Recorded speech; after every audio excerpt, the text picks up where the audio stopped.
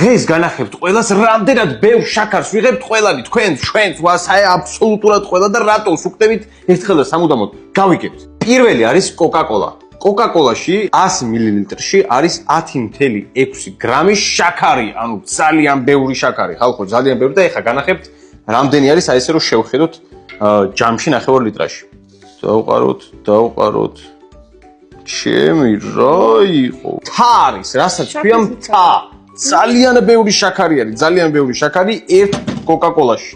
რა თქმა უნდა, ეს იმას არ ნიშნავს, რომ არ დავლეთ, მაინც ყველანი დავლეთ კოკა-კოლას, მაგრამ ანუ უბრალოდ რომ იცოდეთ, ხო, ზომიერად დალიეთ. შემდეგი არის ენერგეტიკული. 100 მილilitrში არის 10.5 გრამი, ქრისტი. წარმოიდგინეთ, აი ამ 250 ვახში. აი ამდენი შაქარი არის აი ამ 1 კილო 250 მილიგრამიან ენერგეტიკულ სასმელში. ყველასთვის საყვარელი ნაყინი, რომელსაც ზაფხულში ძალიან ბევრს ჭამთ. 60 გრამი არის მთლიანად ნაყინი, შაქარი აქვს, ამას საერთოდ რამდენი აქვს? 18.3 გრამი შაქარი აქვს. წარმოიდგინეთ 100 გრამზე.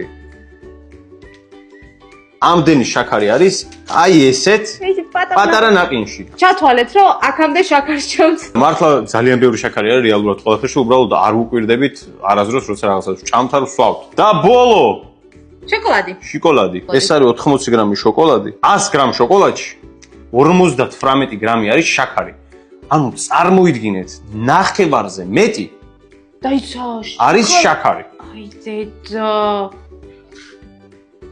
ეს თა, არ ვიცი მან როგორ ჩანს, არ ვიცი, მართლა ნახევარი იქნება რო გაალღო, ისე კიდე მთლიანსაც უდრის ალბათ. ანუ ძალიან ბევრი შაქარი აქვს, ძალიან ბევრი. მაგრამ გემრიელი. მეყადავები ამდენი როგორ ამაში როგორ უნდა ჩაეტიოს ბიჭო ამდენი შაქარი?